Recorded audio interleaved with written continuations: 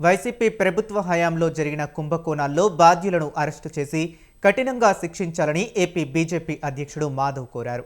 తీగలాగితే డొంక కదిలినట్టుగా మద్యం కుంభకోణంలో ఒక్కొక్కరు బయటకు వస్తున్నారని అన్నారు. పెద్ద ఎత్తున స్కామ్ జరిగిందో దాన్ని పూర్తి వివరాలు రాష్ట్ర ప్రభుత్వం వెలికి తీస్తుంది. దానికి సంబంధించిన అనేక మందిని ఒక ఎలుకన పడితే ఎలుకను లాగితే మొత్తం తీగంతా కదిలింది అనే విధంగా అనేక మందికి చుట్టుకునే విధంగా ఉంది. అనేక మంది మహానుభావులు ఎవరైతే గత ప్రభుత్వంలో అనేక శాఖలో పనిచేశారో వాళ్ళ శాఖ సంబంధం లేకపోయినా ఇంకో శాఖలో ఉండి కూడా చేస్తున్న తీరు ఏదైతుందో అందరికీ కూడా ఆశ్చర్యాన్ని, ఇంత దారుణంగా చేయొచ్చా అనే పరిస్థితి ఏర్పడింది. కనుక వీళ్ళందరినీ కూడా అరెస్ట్ చేయాలి, వీళ్ళందరినీ కఠినంగా శిక్షించాలి.